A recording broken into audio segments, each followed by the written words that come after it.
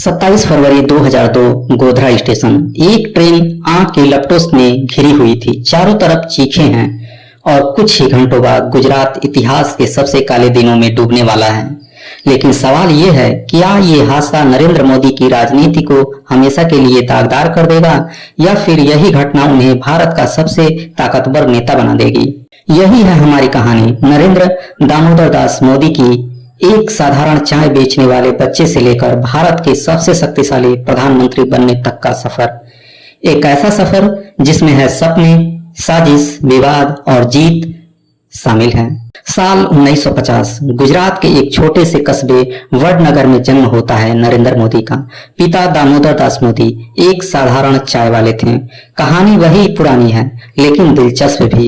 एक छोटे से रेलवे स्टेशन पर चाय बेचता हुआ बच्चा जो कभी नहीं जानता था कि आगे चलकर वो 140 करोड़ लोगों का नेता बनेगा। बचपन से ही मोदी के अंदर था डिसिप्लिन। वे आरएसएस से जुड़े और यहीं से उनके अंदर आया नेशनलिज्म और ऑर्गेनाइजेशनल स्किल का बीज। लेकिन सस्पेंस ये है कि क्या वे बच्चा सच में डिसेंटिनी से प्रधानमंत्री बनने वाला था या ये सिर्फ परिस्थितियों का खेल था।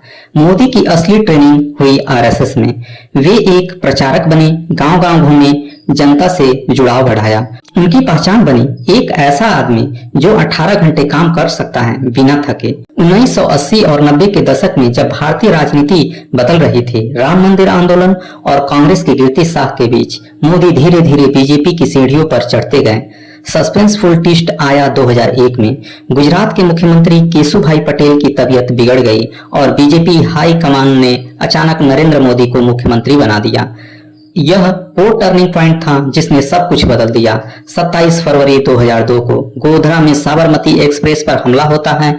स्वयं सेवकों से भरी ट्रेन जल जाती है। 59 लोग जिंदा जलकर मर जाते हैं। इसके बाद जो होता है वो इतिहास का सबसे डरावना और विवादित पन्ना है। पूरा गुजरात हिंसों की आग में जल उठता है। हजारों लोग मारे जाते हैं, ज्यादातर पीड़ित मुस्लिम समुदाय से होते हैं। यहाँ मोदी की छवि पर हमेशा के लिए सवाल उठते हैं, क्या उन्होंने हिंसा रोकने के लिए पर्याप्त कदम नहीं उठाए या ये सब उनकी राजनीति का एक काला धब्बा बन गया? लेकिन दूसरी तरफ उनके समर्थक कहते हैं मोदी ने स्थिति को नियंत्रित किया और न्याय की प्रक्रिया शुरू की। उनके खिलाफ कोई कानूनी आरोप साबित नहीं हुआ। यही है वो पल जिसने नरेंद्र मोदी को हिंदुत्व का आइकन बना दिया। और सस्पेंस यही है, क्या यही कांड उनके कैरियर का अंत होना चाहिए था? लेकिन नहीं, यहीं से उनकी नेशनल राइज शुरू हुई। 2002 से 2014 तक मोदी ने खुद की छवि बदली, हिंदुत्व से विकास पुरुष तक। गुजरात में उन्होंने इंफ्रास्ट्रक्चर, बिजली, उद्योग और निवेश पर जोर दिया। विब्रंत गुजरात समिट ने उन्हें दुनिया में पहचान दिलाई। अंबानी से लेकर टाटा तक बड़े उद्योगपति गुजरात में निवेश करने लगे। मीडिया ने भी मोदी को दिखाया एक विजनरी सीएम जो करप्शन फ्री और डेवलपमेंट ओरिएंटेड है। क्या ये नया चेहरा उन्हें राष्ट्रीय राजनीति में ले जाएगा या उनका अतीत हमेशा उन्हें रोक देगा? 2013 आते आते बीजेपी को एक करिश्माई नेता चाहिए था और नरेंद्र मोदी सामने आए।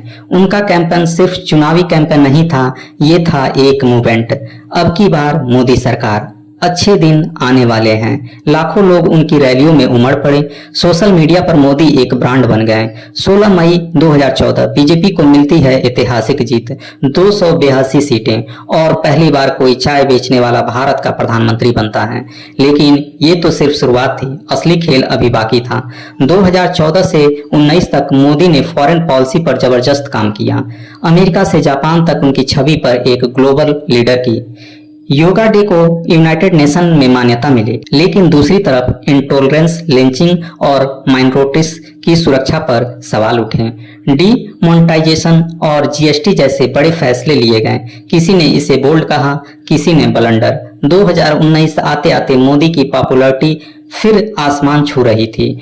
पुलवामा अटैक और बालकोट एयर स्ट्राइक ने उनकी छवि बनाई 56 इंच के सीने वाले नेता की। 2019 में मोदी लहर और बड़ी जीत। इसके बाद आए देश बदलने वाले फैसले। आर्टिकल 370 हटाना, कश्मीर का स्पेशल स्टेटस खत्म, राम मंदिर का रास्ता साफ और सीएए और एनआरसी जिसने देश भर में विरोध और आंदोलन हुए। और फिर आया कोविड-19 पेंडेमिक। शुरुआत में लॉकडाउन की तारीफ हुई, लेकिन माइग्रेंट क्राइसिस और ऑक्सीजन शॉर्टेज ने सरकार पर सवाल खड़े किए। इंटरनेशनल लेवल पर मोदी बने सबसे पावरफुल इंडियन लीडर, लेकिन ऑपोजिशन कहता है लोकतंत्र और मीडिया कमजोर हो रहा है, डिसेंट दबाया जा रहा है। आज नरेंद्र मोदी सिर्फ एक व्यक्ति नहीं है, वे एक विचारधारा हैं। कुछ लोग उन्हें मानते हैं भारत का मसीहा, तो कुछ कहते हैं लोकतंत्र का सबसे बड़ा खतरा।